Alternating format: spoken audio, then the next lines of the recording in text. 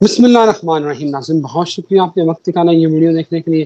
ناظرین میرے ساتھ موجود ہیں ویری فیمس اسٹرالوجر، علم العداد کے ماہر، قرآنک انرجی کو ریڈ کرنے والے سید حیدر جعفری صاحب۔ شاہ جی کو آپ بڑی اچھی طرح سے جانتے ہیں، آپ ان کو سنتے ہیں اور آپ ان سے بے انتہا پیار بھی کرتے ہیں۔ شاہ جی نے کہا تھا کہ یہ جنگ جو غزہ والی جنگ ہے، جو فلسطین اور اسرائیل والی جنگ ہے، یہ بہت سارے ممالک کو اپنی لپیٹ میں لے گی، تو کچھ ناہنجار ان لوگوں نے اس کا مذاق اڑایا کہ یہ تو ایسے ایک دیوانے کا خواب لگ رہا ہے۔ لیکن آج لبنان میں جو صورتحال ہے، اسرائیل فلسطین پر مظالم توڑ کے پہاڑ توڑ رہا ہے، اور دوسری طرف اس وقت بمباری جاری ہے لبنان کے اوپر۔ اس وقت کی اطلاعات جب یہ ویڈیو میں ریکارڈ کر رہا ہوں، 600 کے قریب لوگ شہید ہو چکے ہیں۔ یہ جنگ آگے کیا کرے گی؟ گلگت سر بلتستان، گوادر کی یہ کیا معاملہ بننے والا ہے، یہ پوچھتے ہیں سید حیدر جعفری صاحب سے۔ شاہ جی ذرا گائیڈ کیجیے گا، یہ ہونے کیا والا ہے؟ سر اس وقت ہو وہی رہا ہے جو اللہ کا پلان ہے۔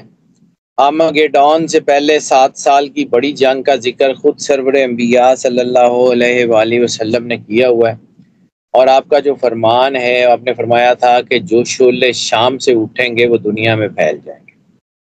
شام سے یہ کام شروع ہوا تھا، شام سے عراق میں گیا اور پھر دنیا میں پھیلتا چلا گیا۔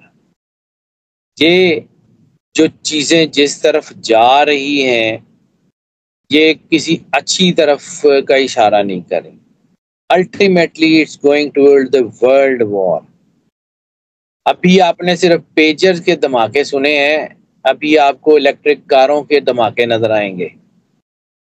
ابھی آپ نے وہ سارے جو ہیں وہ جو چیزیں ہیں جو میں نے پہلے بھی ایک دفعہ عرض کیا تھا، آپ کی ویڈیو میں شاید عرض کیا تھا کہ دنیا وہ ہتھیار دیکھے گی جو اس نے پہلے نہیں دیکھے، جیسا کہ کرونا ایک بایو کیمیکل وار فیئر تھا، اور اسی طرح جو ہے اب اس طرح کی دوسری چیزیں۔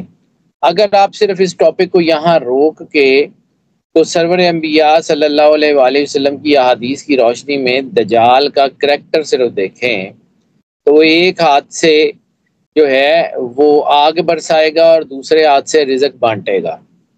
سر اسی جہاز سے پہلے بم گرائے جاتے ہیں، پھر اسی جہاز سے روٹیاں اور وہ گرائی جاتی ہیں، اور پھر دوبارہ بم گرائے جاتے ہیں۔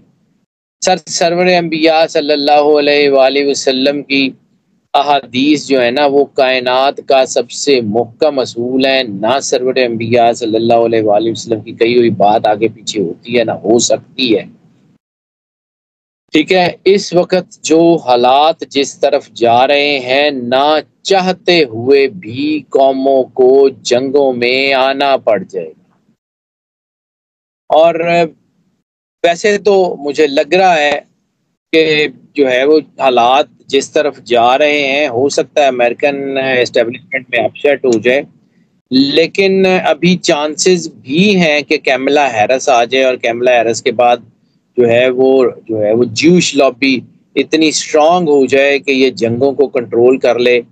اور پھر ایک چیز اور یاد رکھیے گا کہ اس جنگ میں جو حدیث کے الفاظ ہیں اس میں اشارے یہ ملتے ہیں، تفسیر کرنے والے یہ بتاتے ہیں کہ چائنا اور رشیا دونوں مسلمانوں کے ساتھ مل کے دوسری طاقتوں کے خلاف جنگ لڑیں گے۔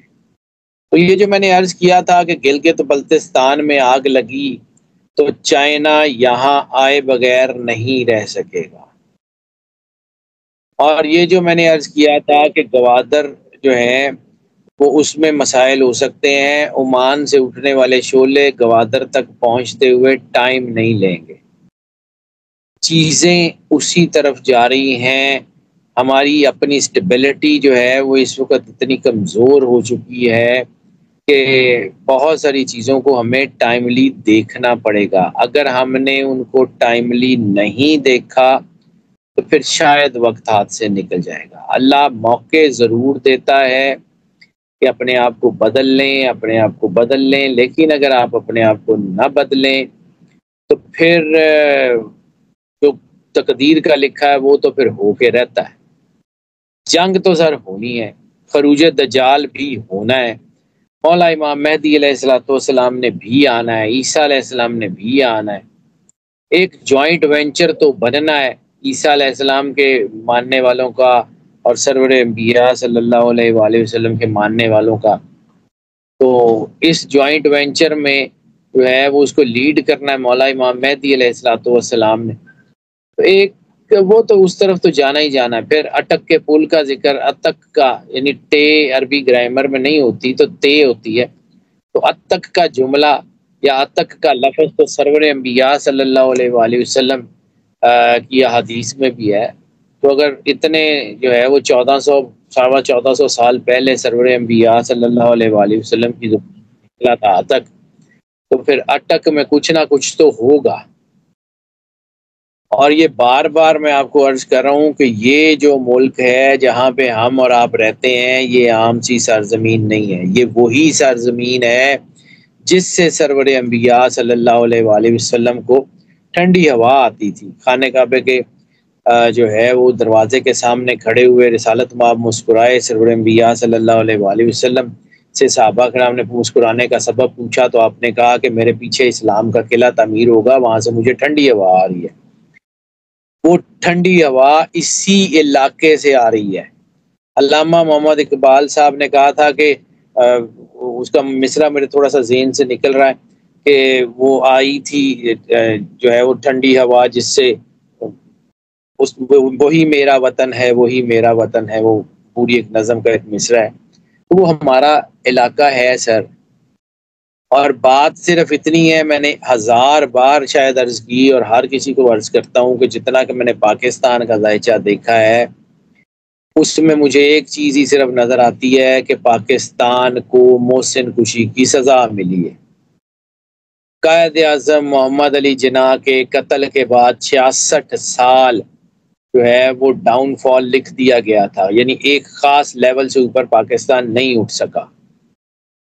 66 سال جب پورے ہوئے، یعنی 48 میں قائد اعظم دنیا سے گئے، اس کے بعد 66 ایئر پاکستان جب اپنی 70th جو ہے وہ انڈیپینڈنس ڈے منا رہا تھا، تو آپ نے دیکھا قوم میں شعور آنا شروع ہو گیا، قوم میں جو ہے وہ چیزیں بننی شروع ہوئیں۔ تو سر یہ شعور کسی اور نے پیدا کیا تھا، یہ کائنات کا واحد کارساز ہے جس کو پتہ ہے کہ اس نے جو ہے اس نظام کو کیسے چلانا ہے۔ تو اللہ کا لکھا ہوا پورا ہو کے رہتا ہے، جو مرضی کر لیں۔ واسف صاحب نے اگر جو ہے یہ کہا ہے کہ یہ نور ہے، تو قرآن پاک میں اللہ کہتا ہے کہ تم اپنی پونکوں سے اللہ کے نور کو بجھا نہیں سکتے۔ وہ جو ایک مصرع بھی ہے کہ پونکوں سے یہ چراغ بجھایا نہ جائے گا، یہ بیسیکلی ایک آیت کا جو ہے مفہوم ہے کہ اللہ اپنے نور کو مکمل کرے گا چاہے وہ کافروں کو برا ہی لگے۔ تو دنیا پاکستان کو ابھرتا ہوا نہ دیکھنا چاہتی ہو، نہ دیکھ سکتی ہو، پاکستان نے ابھرنا ہے، پاکستان نے دنیا کو لیڈ کرنا ہے۔ پاکستان میں کس نے لیڈ کرنا ہے فیصلہ اس کا بھی اللہ نے کر لیا ہوا ہے، صرف ریویل ہونے کی دیر ہے۔ چلیں ہم کچھ باتیں کر سکتے ہیں اور کچھ نہیں کر سکتے، لیکن اللہ نے جو فیصلہ کیا ہوا ہے ہونا وہی ہے، اور اسی نے آ کے بدلنا ہے، اور کسی نے نہیں بدلنا۔ اللہ کسی کی صلاحیت پہ بھروسہ نہیں کرتا، اللہ کسی کی لیاقت پہ بھروسہ نہیں کرتا، اللہ کا اپنا امر لوگوں کی صلاحیت اور لیاقت پیدا کرتا ہے۔ میں بار بار عرض کرتا ہوں کہ وہ مچھر جس نے نمرود کو مارا تھا وہ کوئی MBBS کر کے نہیں آیا تھا، اس کو نہیں پتا تھا کہ اس نے فلاں وین سے گھسنا ہے، وہ ENT کا سرجن نہیں تھا کہ کون سی وین کہاں سے جاتی ہے اس نے پڑھی ہو۔ ابابیلوں نے جو ہے وہ بلاسٹنگ ٹیکنیکس نہیں سیکھی ہوئی تھی کہ کیسے پتھر کنکریاں ماریں گے تو ہاتھی پھٹ جائے گا۔ سر یہ اللہ کا بنایا ہوا نظام تھا۔ اللہ چڑیوں سے باز کو مروا دیتا ہے، اور بس جس کو وہ اللہ کہتا ہے جا کر دے تو وہ کر دیتا ہے۔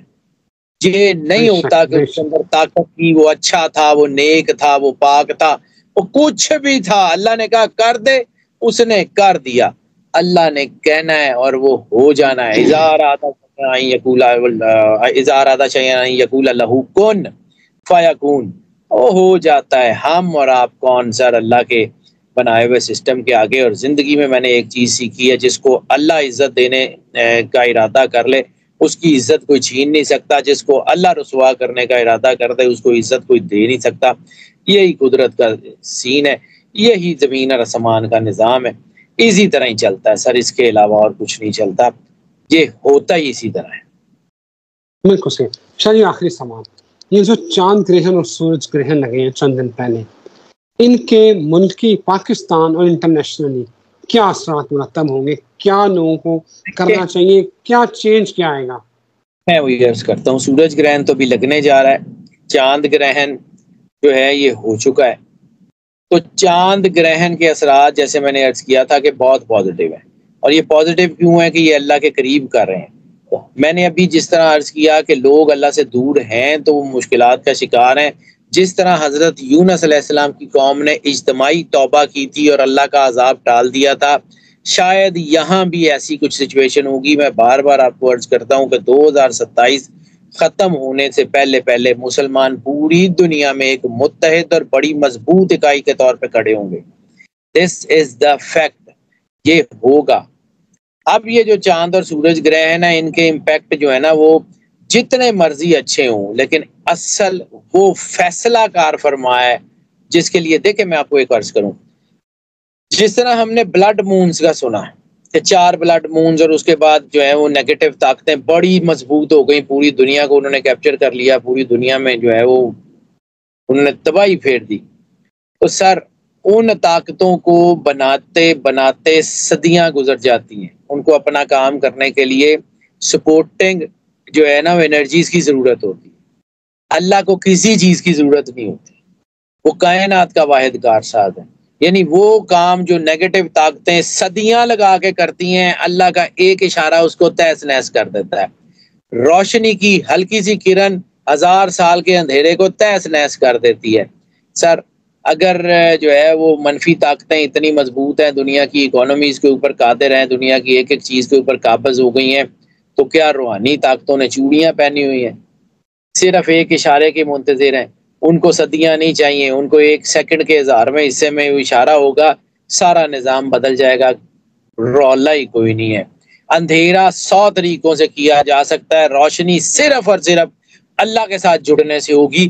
جس وقت یہ قوم اللہ کے ساتھ جڑ جائے گی, جس وقت یہ اجتماعی بد دعائیں عرش معلیٰ کا جو ہے وہ جو کنگرے کو ہلا دیں گی, تمام نظام تلپٹ ہو جائے گا, کوئی مسئلہ ہی نہیں ہے.